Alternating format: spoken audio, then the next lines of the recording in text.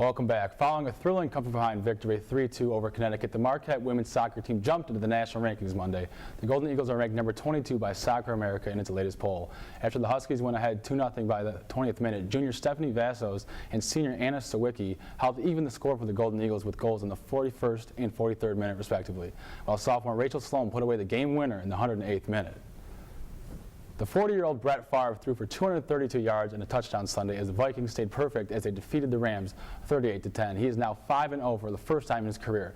Adrian Peterson scored 2 rushing touchdowns for the 8th time in his career. And on the defensive side, Jaron Allen returned one of his 2 fumble recoveries, 52 yards for a touchdown. The Vikings forced 4 turnovers over the day, and that propelled them to their 400th victory for the franchise.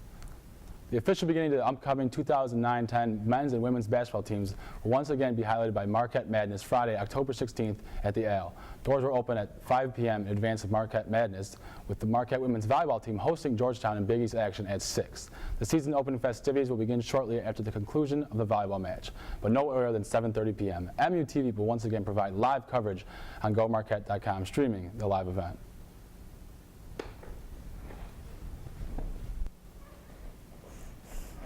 Right now, Kaylin Hessel is joining me. She is a reporter from the Marquette Tribune. Thanks for joining me, Kaylin. No problem. Thanks for having me. So you're here to talk about your story that you did, and is it going to be published in Tuesday's issue? It's actually going to be in Thursday's issue? Okay, so we can look forward to that. Do you want to give us a summary of what you've investigated and found? Well, it's one of the new Closer Look projects, which means it's going to be 2 pages, so it's one of the longer ones. It's more in depth than a lot of them. But I'm looking at Marquette's art program and what we do have and what we don't have as much as. For example, we have a lot of performing arts like dance, music, and theater, but we don't really have much for studio arts. We just have a minor with MIAD, which is the Milwaukee Institute of Art and Design. Okay, so did you make any suggestions in the article, or did you talk to people who had any ideas of how we could improve the arts program? Well, so far I've already talked to 10 people, and I'm not done. Okay. I've talked to a lot of administrators to see how they feel about Marquette and the arts and what they're doing. I'm also comparing Marquette to other Jesuit schools such as Creighton and the Loyola University of Chicago. So trying to figure out how we're doing compared to other schools. Now you mentioned a minor with MIAD. Does that require students to travel? Yes, it does. So it's not exactly the easiest thing. Exactly. It's not the most convenient. It could be better. Okay. Do you know if there are any other good stories we could look forward to in the trib this week? Well, let's see. There's always good stories in the trib. I know on Thursday there's going to be one that looks at the orchestra, since not too many people know about it. And Sister Helen Prejean also came last week to campus, so there'll be a little Q&A with her in that in tomorrow's paper. Just, you know, the normal good stuff. That's good.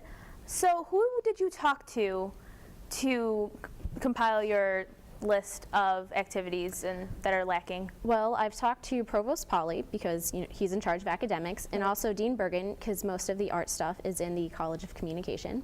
I also went digging through the archives to find out what Marquette did have in the past, and I learned that fine arts used to be a requirement in the Corps of Common Studies, and we used to have more music classes and also like a drawing class and an art history class. Wow, so you did your work. Thank you so tried. much.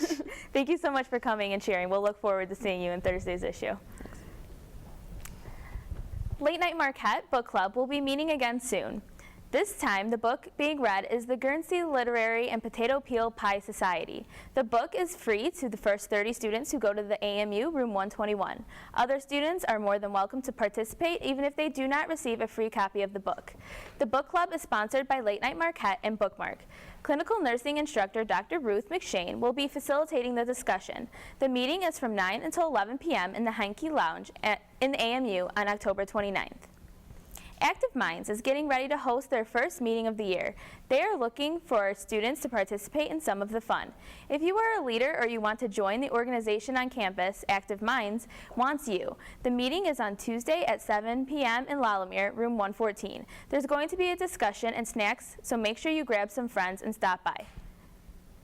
And that's all we have time for tonight. Thanks for joining us. I'm Jordan Abdea. Have a good night, Marquette.